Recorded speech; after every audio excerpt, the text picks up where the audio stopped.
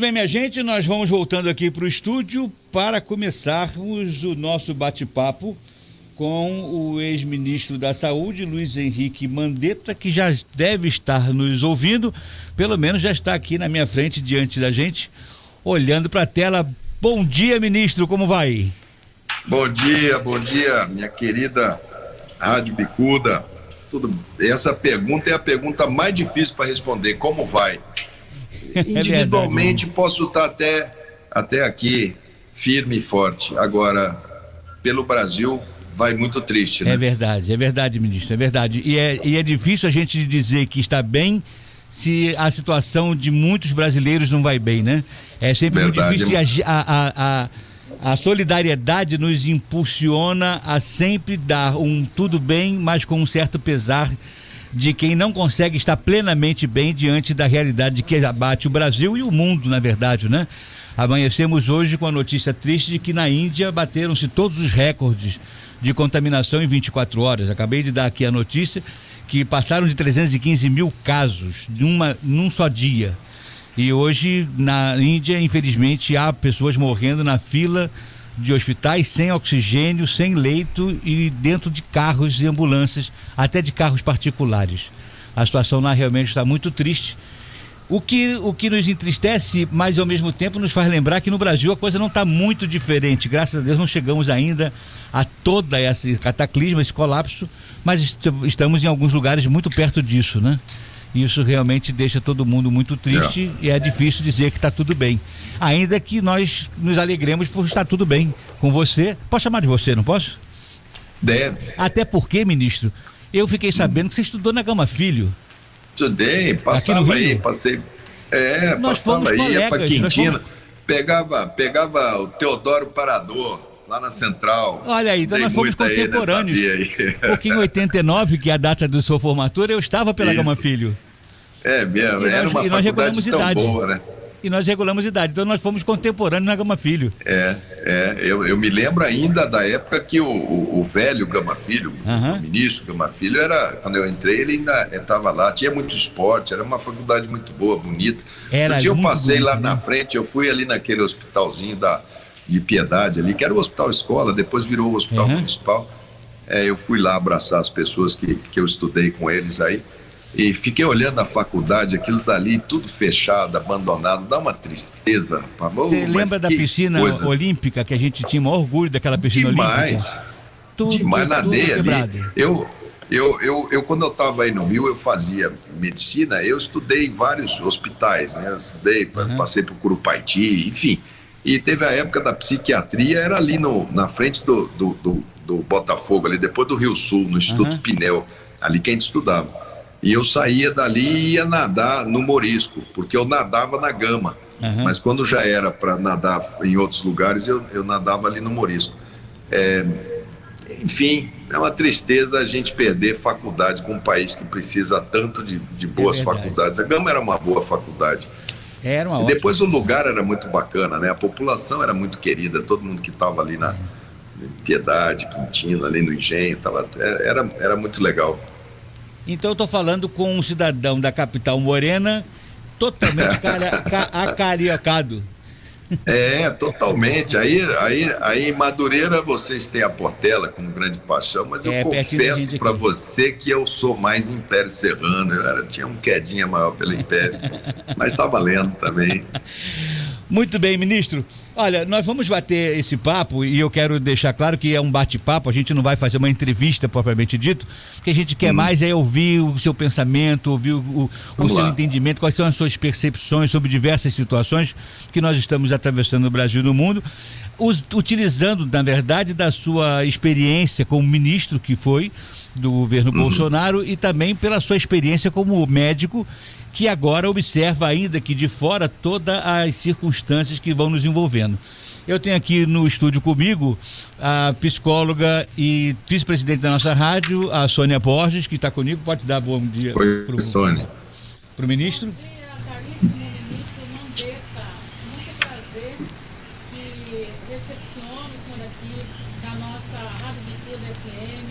Um abraço também pelo nosso presidente aqui, Evandro Gomes, ele fez questão de nos fazer Legal. esse abraço, dizer que o senhor é muito importante para todos nós e que as regiões aqui de Madureira, Irajá e adjacências, todas elas, principalmente as pessoas que trabalham na saúde federal como eu, sou auxiliar de enfermagem há 30 anos no Hospital do Andaraí.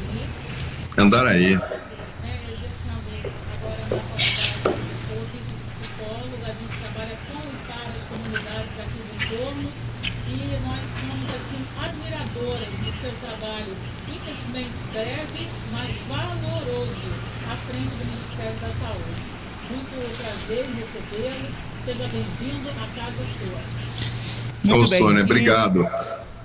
E transmita lá para o pessoal do Andaraí. Eu frequentei um pouquinho, na época que eu era estudante, o Centro de Tratamento de Queimados, lá o CTQ do Andaraí, que era uma referência nacional. Lutei o máximo junto de vocês aí para recuperar os bons tempos do Andaraí, dos hospitais federais. Esse trabalho foi interrompido, mas pode ter certeza que ele vai, em algum momento, ser retomado, porque o serviço se impõe. Obrigado aí. Obrigado pelo carinho da rádio. Muito bem, eu também quero aproveitar e apresentar a Maria Lúcia Feitosa, que também está conosco aqui. Ela também foi do Andaraí, então já que agora o Andaraí lhe é comum, lhe é conhecido, Maria Lúcia Feitosa, fica à vontade para dar bom dia para o ministro. Bom dia, ministro Mandetta, é um prazer estar lhe revendo. Não sei se o senhor está dando para me ver bem por conta da máscara, mas eu fui a diretora do Hospital Federal do Andaraí. Me lembro, Maria Lúcia, claro. E conversamos bastante lá, inclusive no dia da sua posse, quando eu disse que era do Andaraí, o senhor cantou uma musiquinha. No tempo que jogava no Andaraí. É o Dudu Nobre, né? O Dudu mandou muito bem com aquela. Mas é verdade. Eu cantei assim, no tempo que eu estudava no Andaraí. Isso, e conversamos um pouquinho na sua posse. E depois, nas outras reuniões subsequentes, né? Que nós tivemos aqui no Rio de Janeiro. A luta. E assim, naquela época deu para perceber, né, enquanto gestora, enquanto profissional de saúde, gestora de uma unidade de alta complexidade, que você chegou com gás lá em cima, né? E assim, com muito gás de querer acertar, né? E logo foi vendo alguns empecilhos no meio do caminho que são aquelas coisas da gestão que sempre atrapalha, né?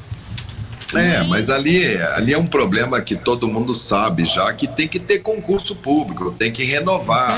As pessoas ali já estão quase todas com muitos anos de casa sem concurso, né? E fica aquele vínculo precário, contrato precário. Aquilo dali é a nossa grande luta para a gente recompor a força de trabalho, né? Tendo bons profissionais, o serviço cresce. Isso é comum a Andaraí, ao Cardoso, aos servidores, Ipanema, Lagoa, toda a rede federal, porque é muitos anos sem concurso, muita improvisação. Mas eu acho assim, estamos no caminho, vamos chegar lá. E na época, assim, foram várias conversas tentando levantar a real capacidade que nós precisávamos, né, para manter a rede apresentando melhor qualidade. Mais um prazer. O ministro já começou a dar pistas do caminho por onde a gente vai seguir no nosso bate-papo. Porque nós vamos tocar nesse assunto, inclusive, aqui, ao longo da conversa. Mas, ministro, eu queria começar porque se deixar do jeito que está, a gente vai acabar puxando a cadeira, uns petiscos e Agora, ministro, no início da pandemia, você era o comandante do fronte, né? E nesse lugar de comando, teve que tomar muitas decisões baseadas em informações ainda muito iniciantes, nada ou muito pouco se conhecia ainda à época, do protocolo de tratamento, do comportamento do vírus, melhores práticas de condução do combate à doença, enfim. Nesse cenário, nesse cenário atual, o que é que o ministro Mandetta fez ou deixou de fazer que o agora ex-ministro faria ou deixaria de fazer? Bom, é difícil a gente olhar para trás e com o conhecimento que a gente tem agora. Agora, os primeiros 45 dias do aparecimento do vírus lá na China, a Organização Mundial da Saúde, ela passou para o mundo uma informação de que, olha, tem um vírus novo, está lá na China. A gente ficou sabendo pela primeira vez que tinha uma cidade chamada Wuhan, que tem 12 milhões de habitantes. Fizeram lá um hospital de campanha, mostraram aquilo na televisão e falaram, olha, se vocês fizerem o bloqueio das pessoas, o vírus acaba, como se fosse um vírus lento, um vírus pesado, que fosse parecido com aqueles outros vírus que tiveram ali na Península Asiática há 10, 20 anos atrás, o SARS, o MERS. Então, a primeira informação que a gente trabalhava era essa. Então, nós nos preparamos para fazer vigilância, receber o caso, bloquear, e achando que ele não iria ter capacidade de ser bom transmissor. Só quando caiu mesmo o sistema de saúde, o primeiro que caiu foi do Irã, mas o Irã tinha aquela coisa, mas o Irã tem uma ditadura, tem uma coisa religiosa, deve ser fraco mesmo. Mas quando caiu o sistema de saúde da Itália, depois caiu França, depois caiu Inglaterra, e a gente viu que o vírus era altamente competente para passar de um para outro e que era só uma questão de tempo para chegar no Brasil, isso foi já no mês de março, que a gente falou, bom, então nós vamos ter que reorganizar o nosso sistema de saúde, porque se nós fôssemos deixar chegar para ver o que ia acontecer, na hora que a doença chegasse no povão, que ele fosse em direção ao SUS, o SUS não estava pronto, não tinha máscara, não tinha equipamento de proteção individual, a China parou de vender isso, o mundo inteiro comprava só de lá, não tinha respirador, não tinha leito de CTI. Então, naquele momento, eu puxei o SUS muito forte, eu coloquei os municípios e o estado junto de mim, fiz com que cada um discutisse lá no seu estado como é que ia enfrentar. Conseguimos organizar a questão de equipamentos, enfim, de dar uma infraestrutura. A gente não pôde utilizar a atenção primária porque não tinha equipamento de proteção individual, mas foi o que deu as condições da gente ultrapassar, se não em condições ideais, mas pelo menos conseguimos ultrapassar aquela chamada primeira onda, como vocês chamam. Eu não gosto muito desse termo porque para mim é a mesma doença, mas aquela primeira onda nós conseguimos, ainda tinha muita colaboração da população. Eu consegui, a população entendeu a mensagem, o governo não queria fazer nenhuma campanha, não queria que tocasse a vida normal. Se tivesse tocado vida normal sem o SUS estar preparado, teria sido uma carnificina. Então eu acho que a gente ajudou muito a passar aquela primeira com aquela maneira de conversar, olhando no olho das pessoas, se colocando à disposição, explicando para que as famílias construíssem as suas defesas dentro de casa. Foram as mulheres, principalmente o matriarcado, que falou, não, peraí, eu vou organizar, minha tia, minha mãe, eu vou ver como é que eu vou fazer isso. Foi ela que segurou o jovem, falou, porque agora você pode contaminar sua mãe, seu pai, sua tia. Foi ela que segurou o marido, falou, você vai ter que trabalhar, eu entendo, mas você vai com esse saquinho de álcool gel aqui, você vai pôr essa máscara. Enfim, houve uma conscientização e nós passamos aquela primeira etapa. Mas essas mudanças de equipe no Ministério, eu acho que as pessoas acharam que aquilo dali ia ser sempre assim, pararam de se preocupar, não compraram a vacina, não prepararam o sistema. Aí veio essa segunda onda, como é chamada, e infelizmente a letalidade, quer dizer, o número de pessoas que morreram é um absurdo, assim, a quantidade é absurda, né? O ano passado inteirinho nós tivemos 180 mil óbitos. Agora em 3 ou 4 meses nós já fizemos o que nós fizemos ano passado inteiro, só nesse episódio agora. Então significa que a gente errou muito, né? Ministro, a gente percebeu que no início o seu esforço foi muito grande para que as pessoas comprassem a ideia de fazer também um bloqueio, né, do vírus para deixar ele fora de casa. Essa foi a preocupação sua. Parece que em quase todo o seu discurso foi isso. Deixe o vírus fora de casa. Não deixe o vírus entrar para dentro de casa. E parece que, de certa forma, isso funcionou nesse primeiro período, porque nós tivemos um índice de letalidade menor do que temos hoje. Muito. E, de repente, isso explodiu. Isso se dá, na sua opinião, por conta da falta de uma gestão, de uma coordenação nacional do combate à pandemia, ou porque a nova cepa ela tem mesmo a potencialidade de fazer a transmissão muito mais rápida, independente dos esforços de manter o vírus fora de casa? As duas coisas. Quando você olha, vamos falar Rio de Janeiro, então vamos para o Rio. A gente teve um presidente falando, olha, isso é uma gripezinha, isso daí vocês toquem do jeito que vocês quiserem tocar e vamos tocar a vida, porque a economia é mais importante do que saúde, que é um falso dilema. E isso deu um álibi, né? Isso deu uma desculpa para muita gente falar, eu vou tocar aqui porque o presidente está falando. Depois a gente resolveu fazer uma eleição de prefeito em outubro e novembro, que foi uma eleição em que quem estava no cargo, eu me lembro que aí no Rio de Janeiro era o Crivella, falou, eu vou liberar tudo aqui porque eu preciso ganhar a eleição. E quem não estava no cargo, que estava de oposição, falava, olha, se eu ganhar, nós vamos rever isso tudo, nossa vida vai voltar ao normal. É normal, isso é comum das eleições municipais. Aí quando acaba a eleição, você tem o mês de dezembro para fazer a transição. Quem ainda está no cargo fala, eu não vou fazer nada, deixa para o próximo. O próximo ainda não entrou e fala, não, quando eu entrar eu vejo o que eu vou fazer. Chega o mês de janeiro, as equipes ainda são novas, estão começando a trabalhar. Então nós passamos outubro, novembro, dezembro, praticamente sem contar com os municípios.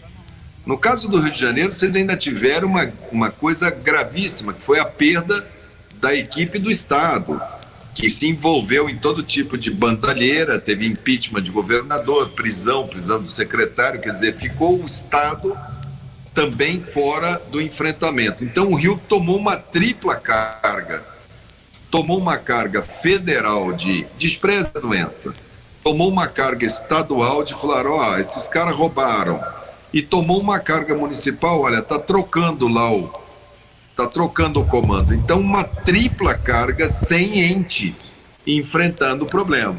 Janeiro no Rio de Janeiro, fevereiro, mesmo que não tenha tido o carnaval oficial, mas são momentos, são datas que culturalmente, e o Rio já é uma cidade que força o contato por causa da geografia, tem o mar do lado, a montanha do outro, a gente andou mais do que devia andar.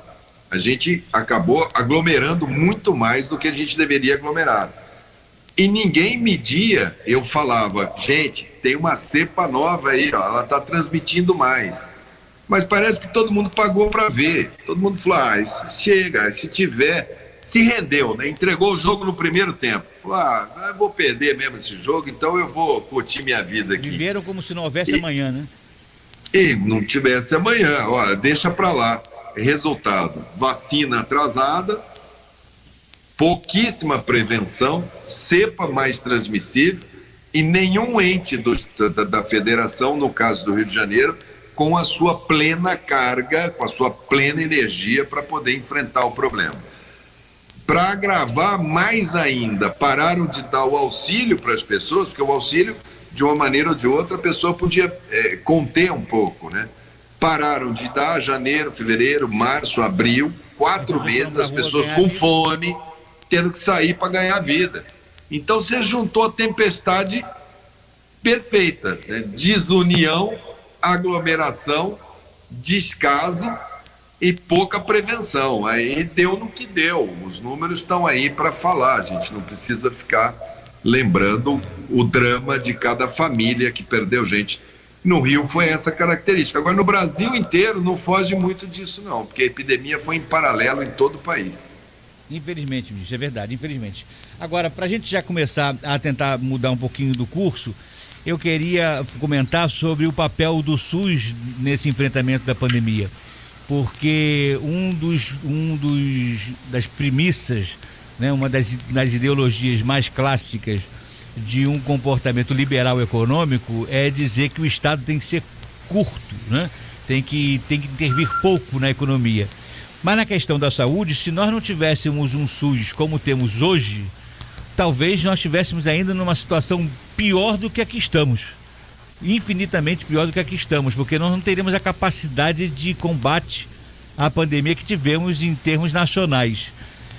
Qual é o papel que o senhor entende do SUS dentro desse enfrentamento e o que ele poderia estar fazendo que ainda não faz?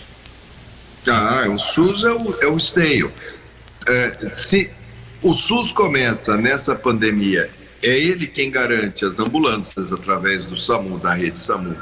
É o SUS que garante a atenção primária inteira como porta de entrada, os agentes comunitários inteiros que têm um papel de educação, de promoção de saúde.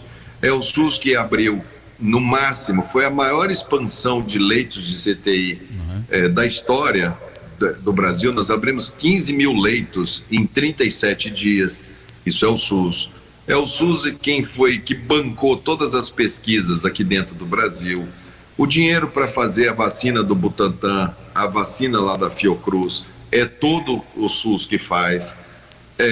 O SUS, a rede privada não conseguiu expandir do mesmo tanto que a pública. Então, várias pessoas que tinham plano de saúde foram para o Sistema Único de Saúde, ou por falta de ter o leito na rede privada, ou porque no serviço público o atendimento estava, em alguns casos, até melhor do que muitos hospitais privados.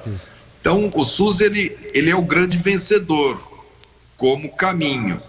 Agora, ele revela também anos e anos de falta de investimento em recursos humanos, que é a força. Saúde, educação, ela não é o prédio. Não adianta você ter o prédio da escola, não adianta você ter o prédio do hospital. Ela é perfume, ela não é material, ela é o trabalho de quem está lá, é o trabalho da enfermeira, é o trabalho do psicólogo, é o trabalho nessa luta eterna da vida contra a morte. Assim como na educação é o trabalho do professor, é o resultado da instrução que conta, não é o prédio.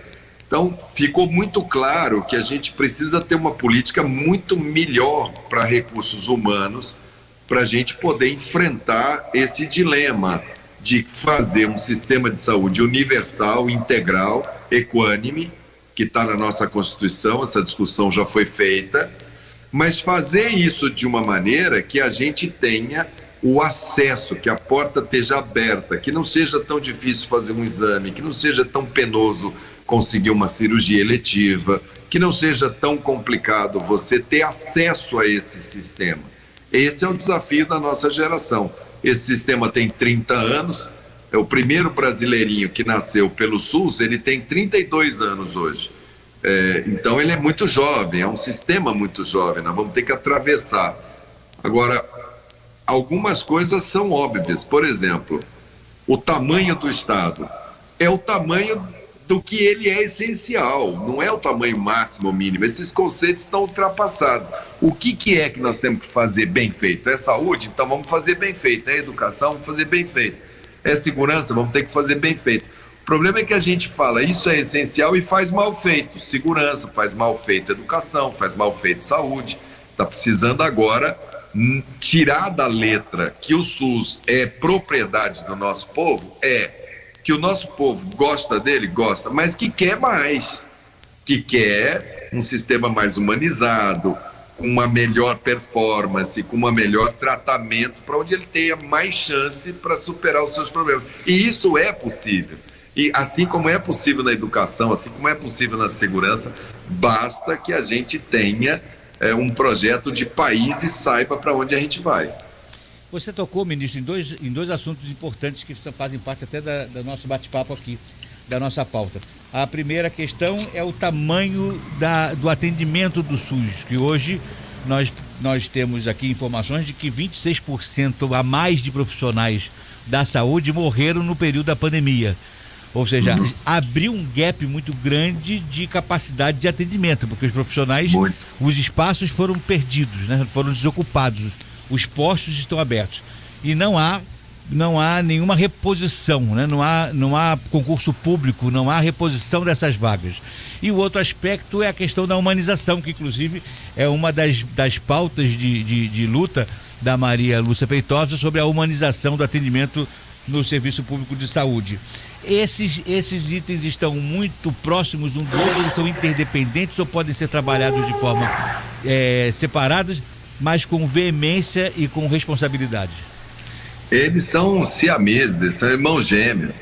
Eles nascem um grudado no outro, não dá para dividir. Até o termo humanização é um termo estranho, né? Porque é uma coisa feita de ser humano para ser humano. Quer dizer, ela já é humana por natureza. Quando a gente usa a palavra humanização, é que a gente está querendo o lado bom do ser humano. O ser humano pode ser bom e pode ser ruim, pode ser cruel, pode ser perverso, né? E nós não queremos esse ser humano ruim, mau, perverso. Nós queremos o ser humano bom, solidário, que abre a porta, que se importa com as pessoas. Por isso esse termo humanização. Mas ele é até estranho, né? Já que ele é feito de ser humano para ser humano, por que falar em humanização? É falar do bom ser humano. E sem um sistema que forme, que treine as pessoas, que não seja simplesmente, essas faculdades não sejam fábricas de carimbar papel, carimbar diploma, mas que elas eduquem, instruam, que a gente tenha exemplos, bons exemplos. Tem gente muito boa dentro do sistema de saúde. Os nossos médicos, os nossos enfermeiros, os nossos fisioterapeutas, os nossos psicólogos, o nosso pessoal administrativo, que às vezes a pessoa acha que o hospital é feito de médico. Não, a recepção, a secretária, a telefonista, o pessoal da limpeza, o pessoal todo que está dentro desse complexo, nós perdemos muitos que morreram, muitos entraram numa síndrome que a gente chama de fadiga total, burnout. Quer dizer, não aguenta mais, é muita pressão, é muita grosseria em cima desses profissionais que estão tendo ali que administrar. Às vezes é ele que leva a doença, contamina a mãe, contamina a mulher, contamina os filhos. Ele tem a doença, morre colega de trabalho, morre amigo. Então esse pessoal está todo com fadiga, está todo com depressão, está todo com doença mental. Vai ter que ter, aliás, já está na hora do Brasil começar agora os ambulatórios multiprofissionais pós-Covid, até para discutir o luto, discutir, reposicionar todo esse pessoal, essa força de trabalho, para que ela possa enfrentar uma crise enorme da saúde que está ali na frente. O ano passado nós fizemos metade das mamografias que a gente faz todo ano para detectar câncer de mama. Isso significa que na hora que forem fazendo, nós vamos fazer muito diagnóstico de câncer de mama já com fase avançada. E isso vai vir todo para cima do sistema de saúde. Então, tem muita coisa que a gente precisa fazer agora para se preparar, para passar por isso e redimensionar o número de pessoas, repor os profissionais, treinar esses profissionais para trabalhar em equipe, para poder avançar, porque eu vejo dias muito duros pela frente para o sistema de saúde. Mas reposição e humanização são irmãs gêmeas. E assim, agora é o momento, em momento de crise, é que a gente tem que pensar em planejar e superar essas dificuldades. Eu acho que o sistema tem que radicalizar profundamente em acesso, abrir a porta. O Rio de Janeiro sofreu demais com uma retração de porta de entrada na atenção primária. Eu estou vendo agora um esforço muito grande do Sorans, do Daniel Sorans, do secretário municipal, em reposicionar a atenção primária. O Rio teve um espaço de tempo que ele experimentou um pouco mais de prevenção, um pouco mais de atenção próximo das comunidades, depois ela se afastou, agora ela está se reaproximando. Então vai ter que reforçar esse caminho como caminho de entrada, de pode entrar, venha, traga o seu problema e nós vamos juntos trabalhar. É necessário, nesse momento, um esforço de trazer de volta o Estado, com a estrutura que tiver, para enfrentar o drama hospitalar junto com a União. Não dá para a gente banalizar, não dá para deixar ninguém para trás. Eu escutei gente falando assim, nessa doença aí está morrendo quem já ia morrer. Isso é o fim do mundo. Isso é o desprezo total quase da nossa condição. Pela vida. É uma desumanização. aí não adianta você falar que é cristão, evangélico, católico, se você não professa um amor incondicional à vida, se a gente não tem a ciência como guia, a fé como condição de base de enfrentamento, e acreditar no ser humano para enfrentar esse negócio de epidemia, de doença, de saúde, de governar mesmo. Se o cara não tiver coração, se o cara não for movido por coração, vira número, e até a gente vai se banalizando. Outro dia me perguntaram, quando é que a gente fizemos 300 mil óbitos, quando que vai fazer 400 mil? Como se isso fosse natural. Não, é isso que a gente tem que lutar para não ter isso, gente. É esse que é o enfrentamento, e que é possível não chegar. Agora, se a gente continuar todo mundo com esse comportamento e com esse descaso, a gente vai chegar em 400, vai chegar em 500, vai indo, a conta não para. O vírus não está nem aí, ele não negocia com ninguém, ele não quer saber se você é Flamengo, Botafogo, Vasco, Fluminense, ele não quer saber, ele está ali pegando carona e vai deixando o rastro dele, vai multiplicando e vai para o outro, e vai para o outro, e essa conta não para nunca. E esse vírus, as pessoas têm que entender, ele não é um problema individual. Ele não é uma doença do indivíduo. Esse vírus ataca a sociedade como um todo.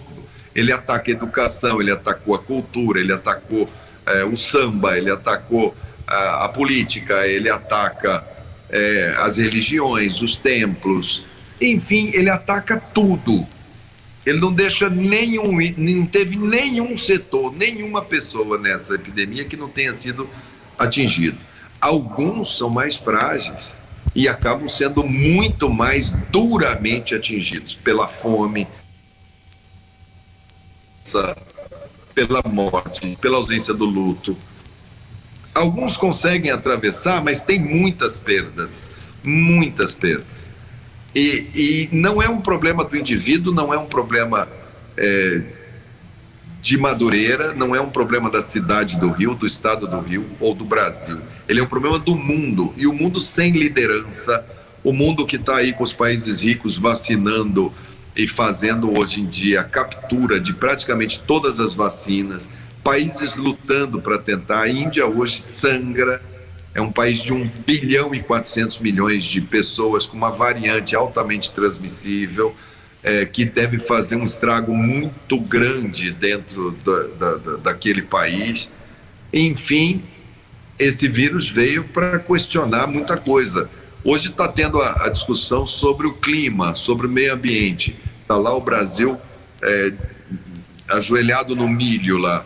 É óbvio que esses vírus, essas coisas acontecem por nós não respeitarmos a natureza, por desmatar. Então tem toda uma agenda interligada, que a solução disso no tempo, para a humanidade se preparar melhor, primeiro ela vai ter que se apresentar como uma coisa melhor.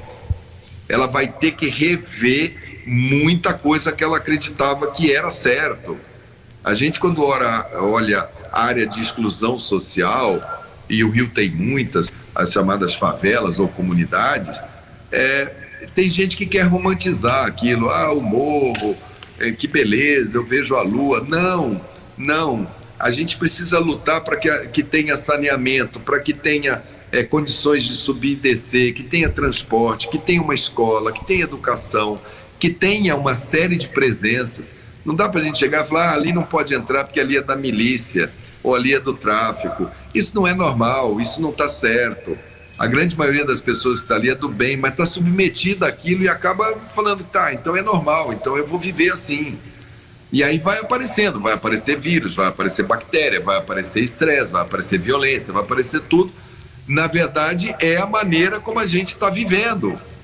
E a gente não precisa falar, eu quero minha vida de volta. Eu não quero meus erros de volta. Eu não quero meus fantasmas de volta. Eu não quero fazer tudo igual, porque eu sei que fazendo tudo igual, eu sei que eu vou dar com os burros na água ali na frente. Então, é um momento também da humanidade olhar e falar, peraí, é o recomeço. E quando eu vou recomeçar, eu tenho que estar de coração aberto para recomeçar bem. Eu não posso recomeçar querendo recomeçar pelos erros. Tenho que tentar minimizar os erros e aumentar os acertos. Os determinantes e condicionantes sociais não são somente do Rio de Janeiro, do município do Rio, do estado, do Brasil, e sim é do mundo. Do mundo. Porque tudo isso vai estar impactando na saúde da coletividade. E outra coisa, não adianta o país rico lá, os Estados Unidos, falar, eu vou vacinar todo mundo meu aqui, acabou o meu problema. Não acabou não, seus Estados Unidos. Porque se tiver uma cepa variante aí que não respeita a vacina, porque não vacinou na Nigéria, ou não vacinou no Vietnã, ou sei lá onde, vai entrar aí no teu país e você vai voltar lá para trás. O problema é mundial, o problema é global, precisa de liderança global. Tá certo que aqui no Brasil nós tivemos uma má liderança nacional, tivemos alguns estados que tiveram más lideranças regionais e potencializou. Agora, que o problema é mundial de como que o ser humano vai enfrentar esse tipo de situação daqui para frente, e precisa de líder, precisa de gente que senta e chama atenção e coloca na mesa como prioridade, né? Como é que o mundo quer falar que vai resolver o problema do clima se ele não consegue resolver como que vai abastecer de vacina 8 bilhões de pessoas no planeta? Essa questão, inclusive, está me ouvindo? Claro. Essa questão, inclusive, de liderança, parece que mesmo no mundo não há uma liderança. Parece que a OMS não assumiu essa postura de liderança mundial com a força necessária para transmitir as orientações com uma certa força de realização, né? Não houve uma transferência, digamos, de poder no sentido norteadora, né? Norteadora, de orientação efetiva, façam assim, não houve isso. O mundo tentou, depois da Segunda Guerra Mundial, o mundo tentou, fez a ONU, e depois da ONU foi fazendo seus braços, o braço do trabalho, o braço da saúde, o braço da educação, e o mundo teve um período que ele, com a globalização, falou, bom, vai ser o multilateralismo, nós vamos todos sentar à mesa e vamos discutir juntos a humanidade. Parecia que aquilo seria sustentado. Com a entrada da internet, você sabe que a internet ela não é boa muito para construir, mas para destruir uma pessoa, para destruir uma instituição, ela é ótima.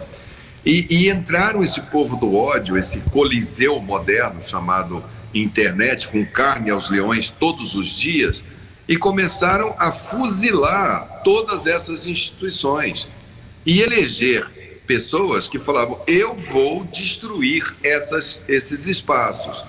A maior potência do planeta, que é os Estados Unidos, elegeu o Trump, e o Trump falou, eu vou sair do Acordo do Clima, eu não quero mais sentar na Organização Mundial de Saúde, eu não quero mais fazer nada em bloco, agora é os Estados Unidos primeiro, em segundo é os Estados Unidos, em terceiro é os Estados Unidos, em quarto é os Estados Unidos, depois eu vou ver se sobra alguma coisa para alguém.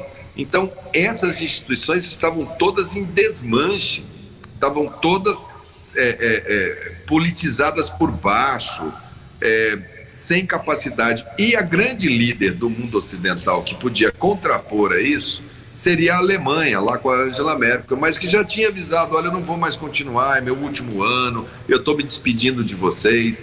Ela já não tem mais a perspectiva de continuar frente à Alemanha. Então nós perdemos essa voz. A Inglaterra teve aquela saída do mercado comum europeu, então está falando por si, ficou baixa.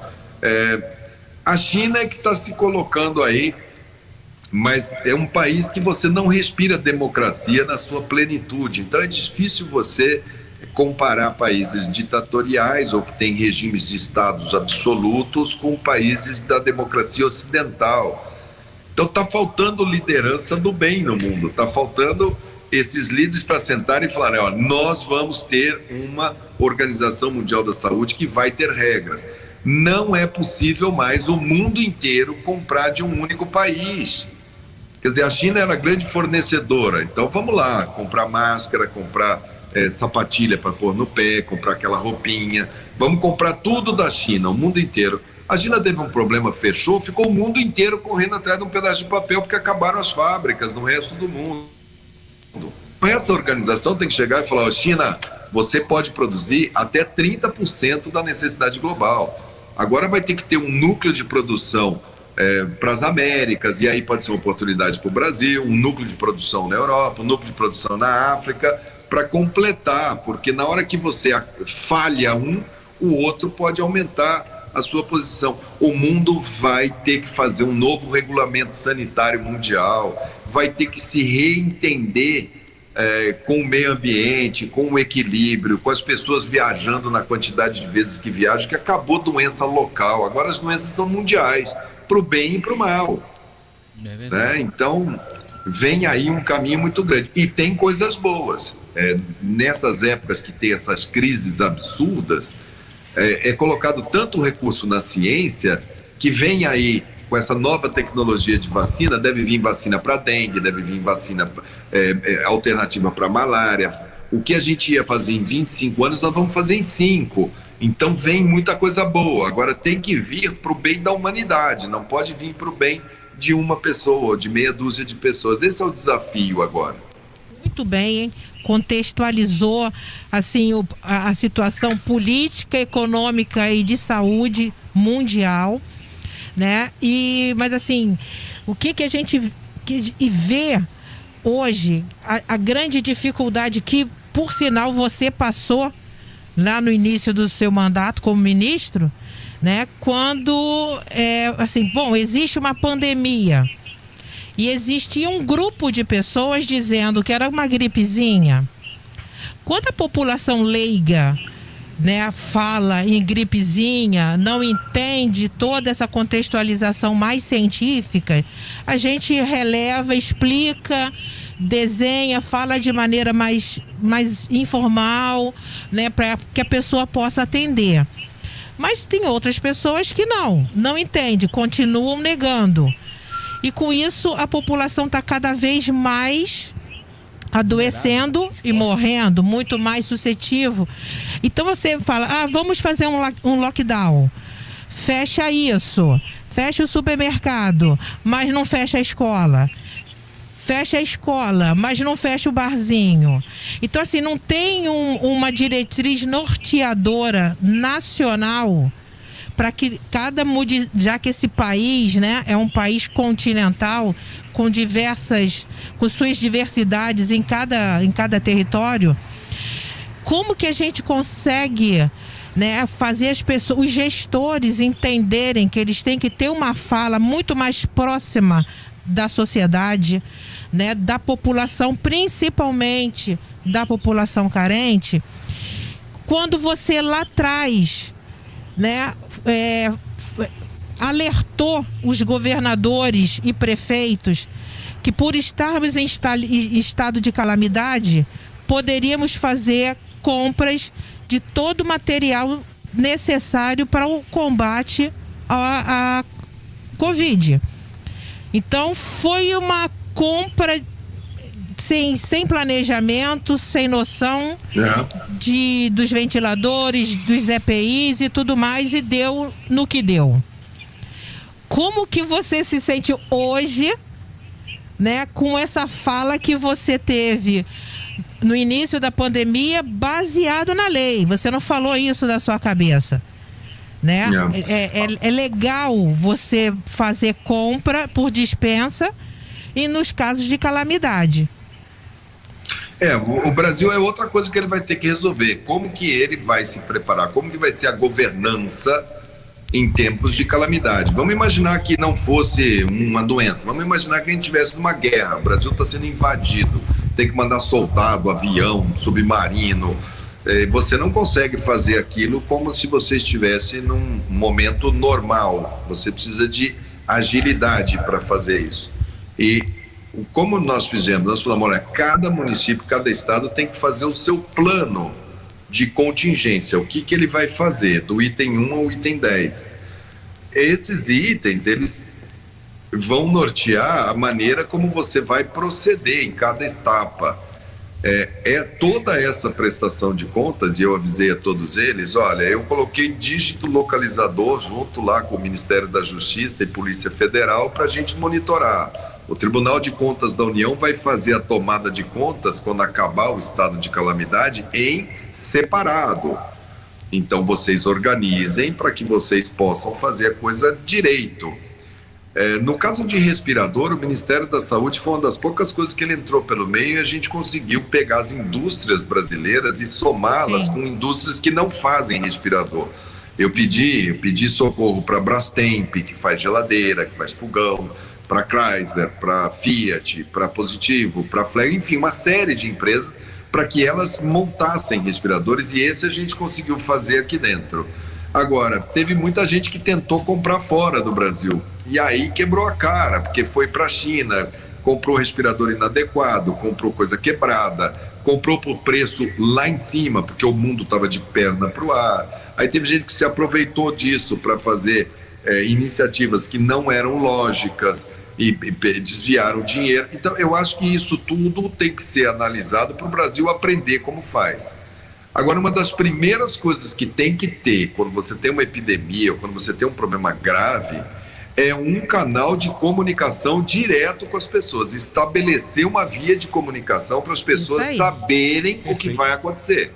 Por isso que eu fazia aqueles boletins 5 horas da tarde, 2, 3 dias de semana, eu sentava lá e falava, gente, eu tô assim, o estoque de máscara tá assim, as dificuldades que a gente tem é essa, cuidado, semana que vem, daqui a um mês a gente pode ter isso aqui ou acolá. É você estabelecer um canal claro de conversa. Um dos grandes erros quando você troca a equipe de ministros é que o Ministério da Saúde saiu do enfrentamento à pandemia. Achou mais cômodo o presidente falar, agora vamos criticar governador e prefeito, nós não temos nada que ver com isso. Isso é muito ruim, porque fragmentou, quebrou, fez picadinho da nossa liga social. Quer dizer, os prefeitos e os governadores ficaram pressionados pela opinião pública. O presidente está mandando abrir tudo, como que você quer fechar? O pessoal quer abrir, lógico que quer, ninguém quer fechar a sua coisa, ninguém quer ver a sua empresa em dificuldade, mas tem que alguém falar, olha, é um equívoco, é burro a gente abrir, porque a gente vai ficar muito mais tempo nisso, e no tempo ninguém vai aguentar. É melhor você fazer um enfrentamento duro, comprar vacina, vacinar e sair do outro lado. É o que a gente devia ter feito, a gente não fez, o governo federal apostou na desunião, e você não sabe o peso que tem a fake news. Uma das razões de você ir e falar é para você ter uma fonte de credibilidade. O que eu vi, olha, quando eu estava lá, era o povo falando, não, essa doença não vai crescer no calor, não precisa se preocupar, porque ela é só de lugar frio. Depois falaram assim, não, tem que ter, é bom que todo mundo pegue logo de uma vez, porque daí faz um efeito de rebanho. Manda os jovens todos irem para a rua e deixa os idosos em casa. Teria sido uma carnificina, era uma tal de vertical, confinamento vertical, que era uma bobagem. Aí tinha um ex-secretário, deputado Terra, não, isso daí vai ter 800 mortos, no máximo 2.000, vai menos que H1N1 e vai durar 6 a 8 semanas. E os caras acreditando. Depois veio a onda da cloroquina. Não, vamos tomar cloroquina que resolve. Dá uma caixinha dessa para cada um aí e manda trabalhar. Era ilusão, era um kit ilusão, porque eu não tenho problema nenhum com remédio nenhum, desde que ele me prove que ele dá benefício. Benefício eu topo todos. Agora, risco, só o risco, sem mostrar o benefício, era um problema. Então as fake news foram se agigantando, foram ficando enormes. E é óbvio que se você não fala sobre o assunto, se você só estimula a fake news, quando falaram de vacina, falaram que a pessoa ia ter um chip, que ia mudar a sua cabeça, você vai virar jacaré. Já fizeram a piada de que ia virar jacaré. Então, assim, coloca tudo pro lado mais banalizado. Exato. O presidente que falou, quem tomar isso aqui vai virar jacaré. E você acha que isso daí é uma coisa que não contamina? Isso aumenta o movimento anti-vacina, que já a pessoa fala, pô, mas eu tô com medo disso. Ninguém me fala nada, não tem uma pessoa para explicar o que está acontecendo, que vacina é essa? Começa a vir, e aqueles tiozão de internet, né? Se eu pudesse dizer para as pessoas, sai desses grupos, esses grupos de WhatsApp, ali é pior do que a internet, que na internet você ainda pula, ali parece que chega para você, né? E a pessoa fala, eu recebi isso, vou passar para frente. E aí aquela coisa horrível, né? Horrível. Então, se você não tem ninguém falando, vai ser a fake news que vai mandar. Infelizmente, né, com a sua saída, que com todas as dificuldades, com todos os acertos e erros que tiveram, porque fazem parte da gestão, ainda mais na gestão de um país, né? Com todas essas diferenças, o Ministério se fragmentou muito, perdeu muitos técnicos bons.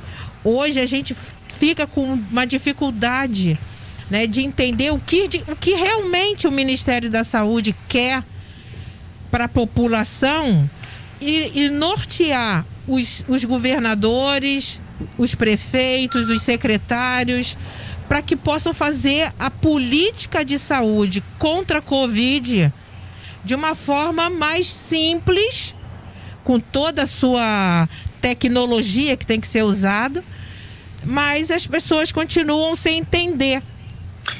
Porque não tem um norte. Porque não tem um norte. E isso não é só na saúde, não, Maria. Não, isso está geral. Isso está geral. Nós estamos andando num redemoinho, nós estamos andando o cachorro comendo rabo. A gente está brigando um com o outro, é uma briga o dia inteiro. Porque você gosta de presídio ruim, o outro quer soltar todo mundo. Um gosta do gay, o outro gosta do... Enfim, em tudo, não tem nada nesse país que a gente chega e fala assim, cara, em 2030 nós vamos estar com todas as crianças estudando em período integral. Olha que eu morava no Rio, quando o Brizola era governador, que o Darcy Ribeiro estava aí, que a gente começou os CIEPs. Se a gente tivesse levado aquilo como uma política de Estado para todo o Brasil, olha a potência que a gente podia ser, né? Tirar essa gurizada da falta de esporte, de ficar aí à mercê do que é ruim, educar, transformar. E isso foi ontem, cara. Eu estava aí no Rio em 82. Isso foi ontem. Só que a gente olha e fala, nós já teríamos 40 anos de educação em período integral. Se a gente não começar agora, daqui 40 anos a gente vai falar, cara, por que eles não fizeram isso antes? Mas para isso você tem que falar, olha, em 2030 nós vamos ter pelo menos todas as crianças na creche. Em 2030 nós vamos ter pelo menos o ensino fundamental todinho em período integral. Depois nós vamos fazer o ensino médio. Depois nós vamos fazer acesso à universidade. Depois nós vamos fazer o ensino técnico. Em tudo a gente para e briga. E não dá norte. E fica esse redemoinho. Estado, né, eu estou cansado disso, sabe? Eu detesto essas discussões superficiais sobre as coisas, porque tem que pôr sapato no pé e trabalhar, cara. Não vai ter outro jeito, não. O melhor programa social para esse país vai ser o cara com a carteira de trabalho dele e ele dignamente levando o recurso dele para casa dele, sabendo que ele vai trabalhar mais, vai ganhar mais e que tem uma relação de trabalho digna. Não tem outro caminho, não. Não existe país no mundo que fale assim, se você trabalhar, você perde. Opa, por que eu perco? Que sinal que é esse? Se eu trabalhar, eu tenho que ir para frente, não posso trabalhar para perder. Claro. Então, são discussões que a gente vai ter que ter país aí pela frente, sabe? Você acredita que a ideologização no combate à Covid-19 prejudicou muito o nosso processo? Essa polarização política esgarçou o tecido de combate à Covid-19? A Liga Social Brasileira está completamente arrebentada ao meio, né? E as pessoas parece que elas têm que ter uma torcida, elas têm que ter lado, mesmo se for o lado que ela saiba que é um absurdo, mas ela fala, eu estou presa nisso daqui.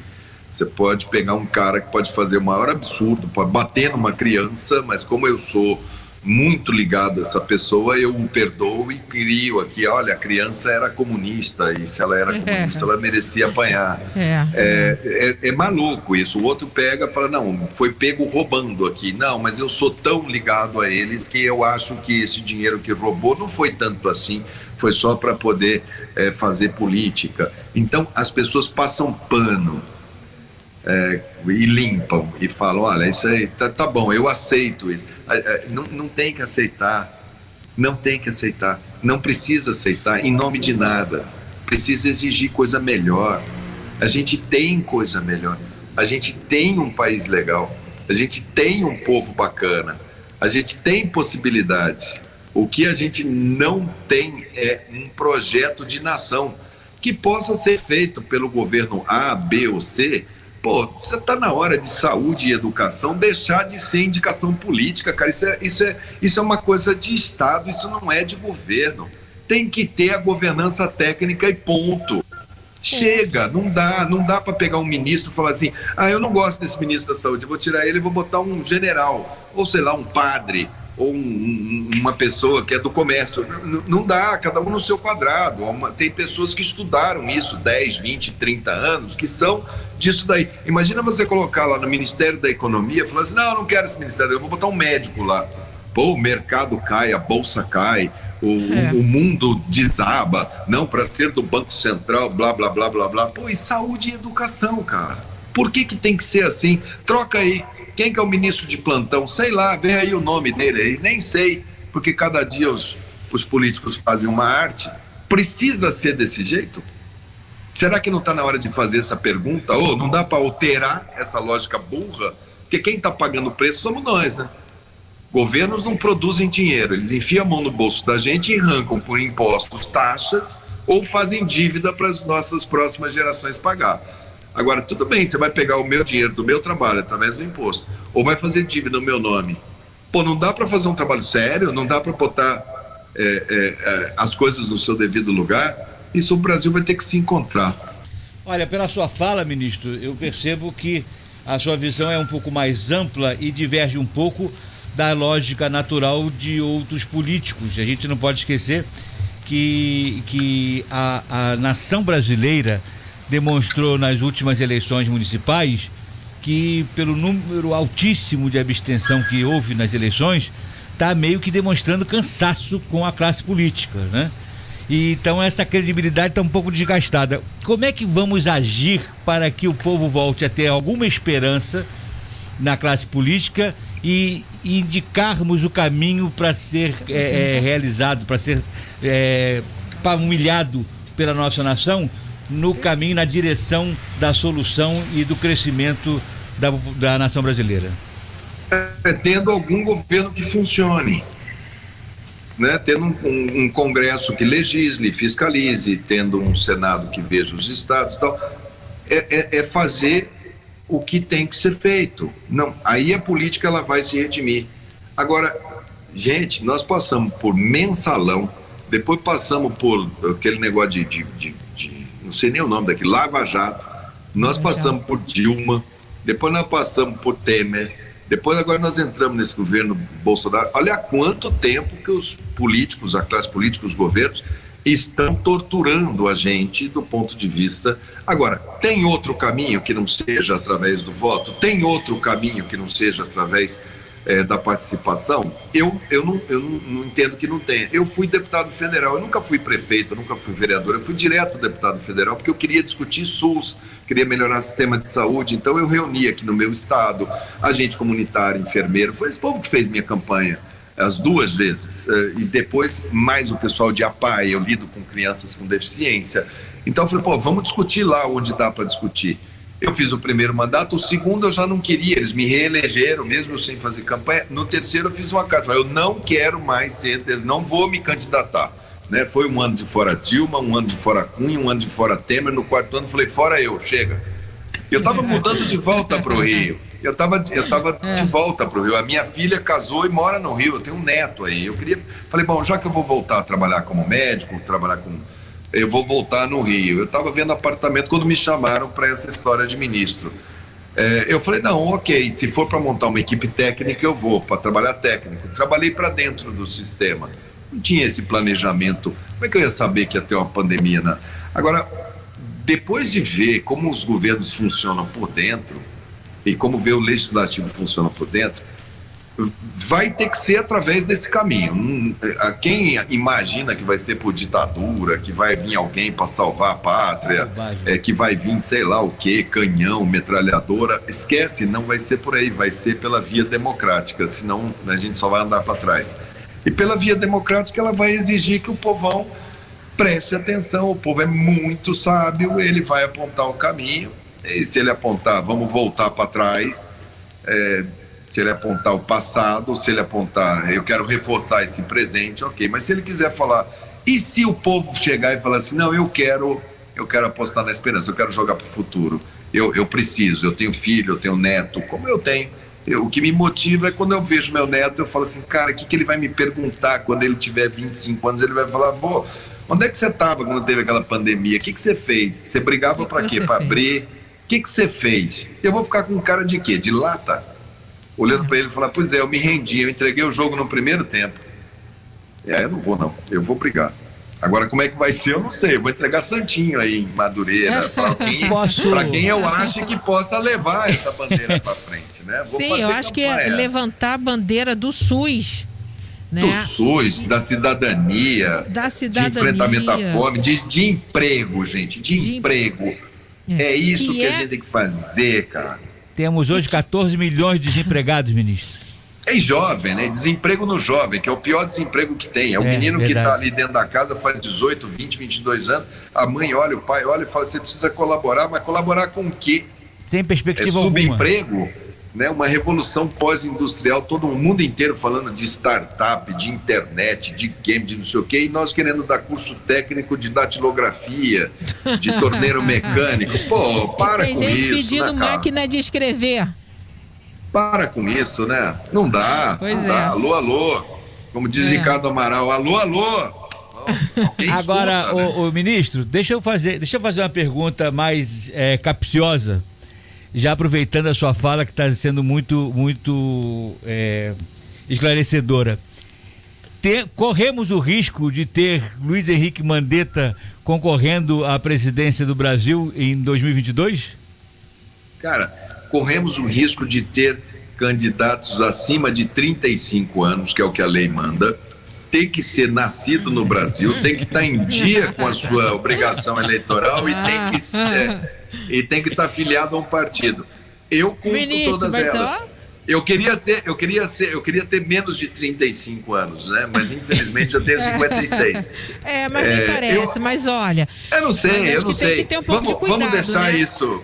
Vamos deixar isso pela força do destino, vamos deixar isso pelos astros, vamos deixar isso por desígnios de Deus. Vamos simplesmente ser verdadeiros e vamos agora lutar uma luta contra a morte. Essa é mais importante, essa agora. Sem perder de vista que mexeu com família, que mexeu com vida, que mexeu com pai, com mãe, mexeu com todo mundo. Ninguém vai sair desse saculejo aí que a gente tomou indiferente. Não vai. Engana quem acha que vai falar assim, e acabou, então a gente volta e isso ficou no passado. Não. Isso tem mensagem muito forte. Isso tem mudança muito forte de como que a gente vai enxergar a vida. Eu espero que a gente tenha pessoas que tenham brasileiros com aquelas condições que eu falei, que possam inspirar isso. Pô, a gente tem pressa, cara, não dá mais, meu irmão. Nós estamos em 2021, não estamos em 1990, não, nós estamos em 2021 e o tempo passa muito rápido. A gente tem uma chance aí de tentar salvar um pouco essa década. Tomara que seja lá quem for, se for eu, que eu tenha as condições de inspirar as pessoas para esse recomeço, para esse futuro que a gente tem que fazer para pagar essa dívida monumental que a gente tem com o passado, que só através da educação que a gente vai quitar, educação de qualidade, não de quantidade, né? E cidadania. Se não for eu, se tiver um nome melhor, bacana, eu só quero é poder sair de casa com o mesmo brilho nos olhos que eu fazia aí quando eu estava no Rio, que eu lutei por Direta Já, que eu fui na Candelária, que eu tranquei rua, que eu gritava, o povo tá afim da cabeça do Delfim, achando que o Delfim era o meu grande problema, né? Pô. Eu tive lá também, ministro. Eu quero aquilo de volta. Se alguém me der aquilo de volta, pode ter certeza que eu vou estar aí gritando em alguma manifestação, em algum lugar, para ver se a gente vai, cara, porque entregar do jeito que a gente está entregando tá muito feio, né? Tá pegando mal pro Brasil. O Brasil tem tantas boas notícias no clima e tá levando pito do mundo inteiro hoje. Por causa de política equivocada, né? Eles quererem falar pra gente o que a gente tem que fazer é muito engraçado. Depois que eles não fizeram o serviço de casa deles, vão falar da gente. Nós estamos numa condição melhor que a deles. Mas a gente também está deixando, né? A gente está pagando um preço pela nossa burrice, né? Porque a gente tinha que estar sentado na mesa, mostrando, olha, a gente tem energias renováveis, a gente tem bastante floresta. Agora, vocês querem ajudar, sejam bem-vindos. O que a gente pode fazer para melhorar? Agora, vamos deixar claro uma coisa, eu estou produzindo alimento, eu estou aqui, eu preciso viver. E vocês estão queimando carvão aí o dia inteiro, fazendo energia nuclear o dia inteiro. O que vocês vão nos ajudar para a gente fazer uma coisa pela humanidade? Porque se eles querem ficar só pagando para um país como o Brasil é o vilão do mundo agora. Os Estados Unidos e a China emitem mais carbono do que o mundo inteirinho somado, pô. Muito mais, porque toda a matriz energética deles é termoelétrica. Eles queimam carvão à vontade e jogam poluente. Eles estão queimando xisto, eles explodem no subsolo da Terra, fazem explosão química, contaminam o lençol freático o dia inteiro e não tem coragem de falar quando é que eles vão acabar com isso, né? E ficam aqui pagando pra gente. Só que o Brasil tá tão ruim que o Brasil não teve Itamaraty, não teve relações exteriores, não teve diplomacia, não conseguiu vender o peixe. Ficou um mané. Nós somos hoje o mané do mundo. Chegou o mané, chegou o Brasil. Não então, dá, não vai ser por aí. Gente, né, ministro? E fica na cabeça da gente. E cai na cabeça da gente, que está pagando o pato de ter feito, de ter ido por esse caminho, achando que isso daí, isso é assim mesmo. Não, isso não é assim mesmo. Gente. Não é. Isso tem conserto. O errado. Está normalizando o errado. Não é para ser assim. Para. Né? Vamos ter que chamar o pessoal a lucidez, né? E a lucidez é tão boa quando você fica lúcido. Eu votei no Bolsonaro. Não votaria jamais de novo. Ponto. Por quê? Eu não posso falar, olha, eu votei, eu errei, perdi meu voto. Eu fui chamado para trabalhar, eu fui trabalhar. Ele me falou, o trabalho é técnico. Eu falei, pô, que bom, até que enfim vamos ter um trabalho técnico. Na hora que chega um grande problema para um trabalho técnico, ele fala, eu não quero um trabalho técnico, eu quero um trabalho de baixa qualidade, político de baixa qualidade. Pô, então não é verdadeiro. Então, se não é verdadeiro, o que eu estou fazendo aqui? Ministro, para nós encerrarmos o nosso bate-papo, eu queria pedir à Sônia que fizesse a você a pergunta que ela tem e a gente encerra com esse nosso bate-papo com essa pergunta. Sônia. Eu queria deixar um parênteses aqui só para eu fazer uma pergunta, porque tá bombando o WhatsApp, né? Vários ouvintes querendo fazer muitas perguntas para você, Mandetta, mas não vai dar tempo da gente perguntar tanta coisa. Mas assim, depois que a Sônia falar, aí eu pergunto, tá? Puxo algumas perguntinhas aqui do WhatsApp. Pode ser? Legal. Pode. Na verdade, ministro, eu tinha assim elencado aqui uma série de perguntas, mas eu devo declarar aqui, eu estou inebriada pela sua lucidez, pela sua aula de humildade que o senhor está dando aqui nessa entrevista, numa rádio comunitária, trazendo a sua contribuição para os nossos ouvintes. O nosso trabalho aqui diário na Rádio Bicuda FM, que já existe há 22 anos aqui, é justamente esse, de trazer para aquela pessoa moradora de comunidade que passa todos os dias e pula por cima de uma vala negra e que tem um parente que está em dificuldade, que precisa de um atendimento básico de saúde e não tem, a gente diz para ele o seguinte, olha, é seu direito. Você não tem somente deveres enquanto cidadão. A gente mostra para essas pessoas que a distância que ele imagina que exista entre ele e o cara que está sentado com a caneta na mão lá, essa distância não existe, porque ele tem os direitos dele. E é isso que o senhor está trazendo para a gente, com a sua fala, principalmente no tocante à humanização. Se todo mundo tratar as pessoas que vão para a saúde como você gostaria de se fosse tratado sua mãe, como é que você trataria sua mãe se sua mãe entrasse num posto de saúde e você fosse o funcionário, você fosse a recepção, você fosse o médico, você fosse o fisioterapeuta? Olha, como que você gostaria que ela fosse tratada? Eu tenho certeza que mesmo os negacionistas, é interessante que eles falam, não vou tomar vacina para quê, coisa e tal, mas a primeira mãe a vacinar é a dele. Porque ele olha e fala assim, cara, eu não posso negar de exemplos, né? Seria cruel demais negar para minha mãe. Então, é isso aí, gente. É fazer como se a gente fosse atender a mãe da gente. No mais é lutar. Nós vamos sair dessa melhor desde que a gente se permita sair melhor. Se ficar cada um convicto com suas velhas certezas e não dar espaço para falar, peraí, eu sou dono da minha lucidez, eu vou encontrá-la, eu vou pensar, eu vou achar esse caminho. Se a gente não for nesse caminho aí, a gente vai repetir os velhos erros sempre. Até porque, né, o paciente, ele não é uma doença, ele é o amor da vida de alguém. Então, se a gente pensar assim, por si mesma, né? Então, assim, se fosse a minha mãe que estivesse ali, se fosse meu filho. Você faz essa pergunta para você todo dia antes de você entrar, seja na unidade de saúde ou na educação ou no comércio, seja lá onde for. Cara, eu vou me preparar para atender e pode ser a minha mãe que vai entrar aqui para ser a cliente. Então eu vou me preparar para atender minha mãe.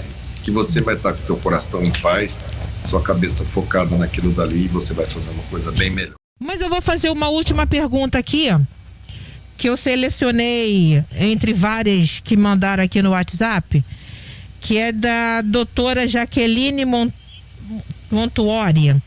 Ela é uma ginecologista obstetra da Rede SUS.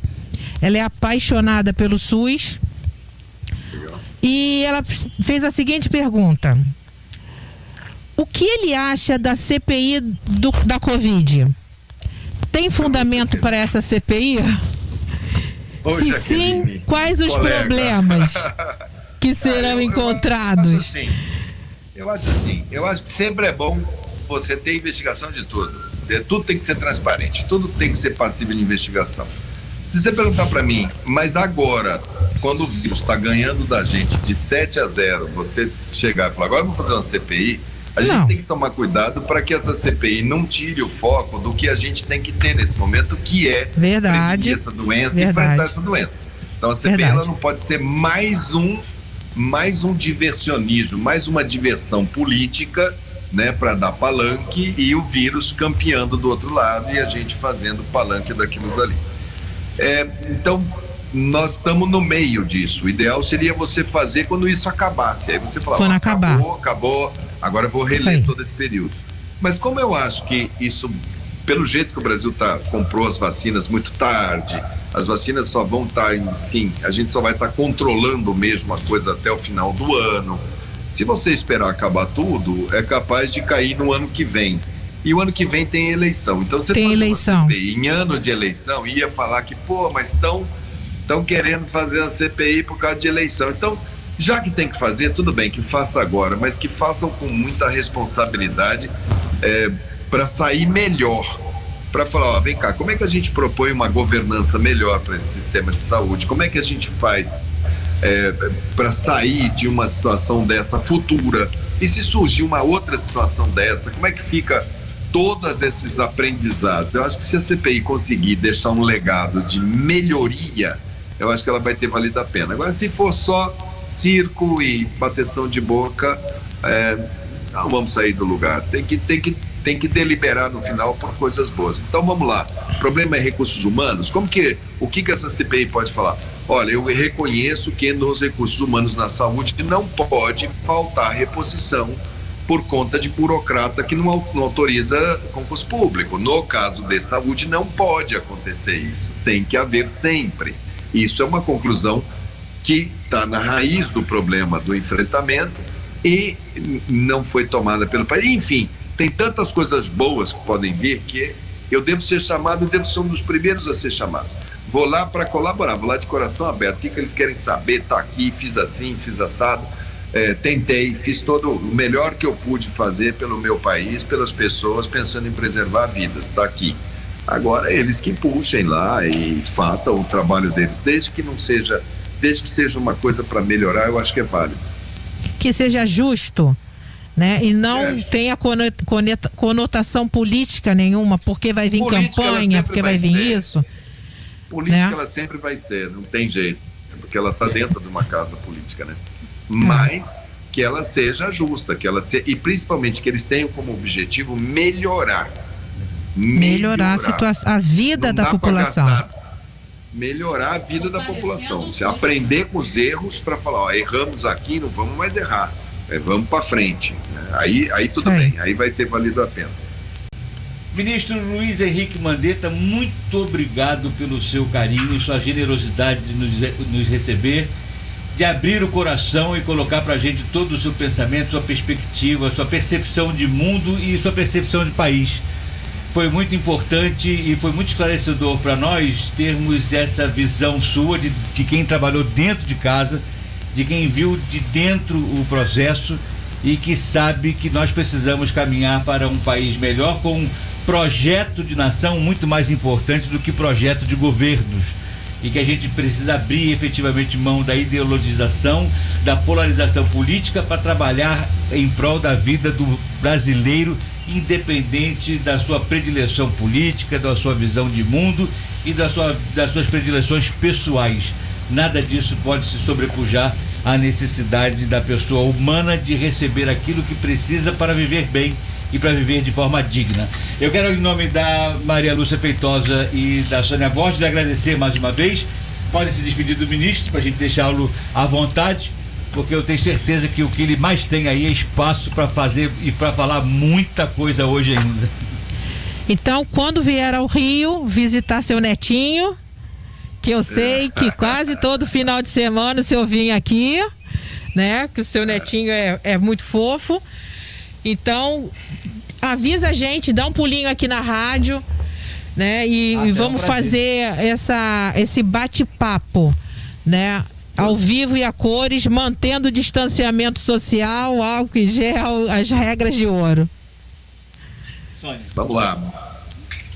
De repente eu vou não só ao Rio aí, só para visitar vocês, não. Eu já estou pensando, de repente eu mudo meu título eleitoral aí e alugo uma casa aí em Madureira para morar aqui perto de vocês, fica até melhor.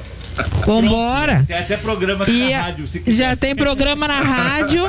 E aí a gente já aproveita, né? Vamos para as comunidades que a gente faz trabalhos diretamente e voltado à comunidade, né? A população carente, para esclarecer. Pelo menos eu vou estar perto de tentar ajudar também um pouco o meu Botafogo, porque tá difícil. Tá difícil, hein? Vamos pular essa parte, né? Vamos pular. Vamos pular essa parte aí. A gente até vai lá no Engenhão para valorizar. Vamos lá no Engenhão, vamos lá. Eu quero agradecer também, ministro, a sua presença aqui. Foi uma delícia essa entrevista. Eu estava assim com uma certa ansiedade macro, né, de como seria, mas o senhor nos deixou todos muito à vontade. Eu estou me sentindo em casa, na sua casa. Eu estou me sentindo aí, ó, na sua casa. E peço para que realmente, quando o senhor vem aqui ao Rio, venha para o Rio, não deixe de vir aqui na Rádio Bicuda. Tem um cafezinho bem quentinho ali esperando e o calor humano de pessoas que amam o SUS, como o senhor também. Não esqueça de nós e, assim, aquele olhar atento também para a questão da espiritualidade, que ela traz mensagens para a gente a todo instante. Claro. É preciso que a gente esteja conectado e perceba. E essa entrevista aqui, ela não é tão somente uma entrevista para falar de questões de saúde, de política de um modo geral, mas é algo mais, é um encontro de almas. Muito obrigada, tudo de bom, muita saúde para o senhor, para o seu netinho, para sua família, para sua mãe, para o seu pai, que a gente sempre acompanha. E também queria ressaltar só mais uma coisinha, a live que o senhor fez com o Gabardo e com o Wanderson. Que delícia! Que delícia! Fiquei Foi ótima. Eles são muito queridos. O Wanderson é um cara querido. Né? O Wanderson é querido, é ótimo ele. O Wanderson é um dos melhores epidemiologistas. Eu o reputo como um dos 3 melhores do mundo. Um enfermeiro pós-graduado no CDC, um cara que ele decifrou a Zika no Nordeste, como foi a campo. Ele teve na África, naquelas lutas de ebola, de febre amarela. Eu escolhi por tudo isso que ele estuda, mas pelo ser humano que ele é. Ele é ser um cara humano, muito nossa. especial, ele é um cara muito querido. E o Gabardo é um velho marujo, né? 43 anos de SUS, fundador do SUS, era um cara, era assim, quem botava um pouco de juízo, porque a gente era um bando de gente querendo fazer tudo. Então o Gabardo falava, calma, sentimos muita falta dele. Uma equipe muito bacana. Quando ele pediu para sair, sentimos muito, mas entendemos que realmente era melhor ele sair. Muito bem. Muito bem, obrigado. Mas, gente, obrigado pelo carinho. Grande abraço. Obrigado pela... Um abraço para toda a Madureira, para toda a região, para todo mundo. E que fique aqui um ponto de partida, nunca um ponto de chegada. E eu tenho certeza que a gente vai se encontrar muito nessas voltas da vida aí. A gente vai ter muito tempo para a gente se encontrar nas lutas que a gente vai ter, que serão lutas conjuntas. Então, sim, com certeza. Hoje eu estou aqui, mas já eu broto aí no Rio. Venha. Um grande abraço. Venha, sim. Obrigado mais uma vez. E até a próxima oportunidade, se Deus quiser. Um grande abraço. E para todos os nossos ouvintes, obrigado pela audiência de vocês. E já a gente volta. Vamos ficar com música. Um abraço, ministro. Ficar com Deus. Abraço, boa gente. Sorte. Lave as mãos. Tá bom.